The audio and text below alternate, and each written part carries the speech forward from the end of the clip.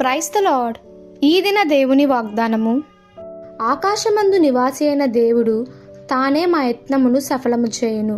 నెహెమ్యా గ్రంథము 2వ అధ్యాయము 20వ వచనము.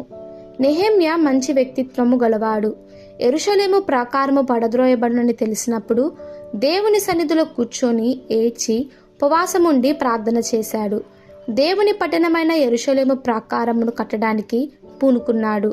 రాజు అనుమతి పొంది యెరూషలేమునకు వెళ్ళి ఎన్నో ఇబ్బందుల మధ్య, అవమానాల మధ్య, పరిస్థితులు అనుకూలము లేని సమయంలో అక్కడ ప్రజలను ప్రోత్సహిస్తూ వాళ్ళను ముందుకు నడుపుతూ యెరూషలేము ప్రాకారాన్ని కట్టడాన్ని ప్రారంభించాడు. అయితే శత్రువులకు ఈ విషయం తెలిసి ఏ విధముగానైనా ఆ పనిని మధ్యలో ఆపాలని ప్రయత్నం చేస్తున్న సందర్భంలో విశ్వాసముగా ఈ మాటలు పలుకుతున్నారు. ఆకాశమందు నివాసి అయిన మా దేవుడు ఖచ్చితముగా మా యత్నమును సఫలం చేస్తాడు అని ధైర్యముగా మాట్లాడుతున్నాడు. మనం కూడా మన జీవితంలో ఒక మంచి ఆలోచన కలిగిన పనిని పూనుకున్నామా? దేవుని మహిమ అయి ఉండి మంచి స్థానంలో ఉండాలని ఆశపడుతున్నామా? అయితే దేవుడు మన ప్రయత్నమును సఫలం చేస్తున్నారు.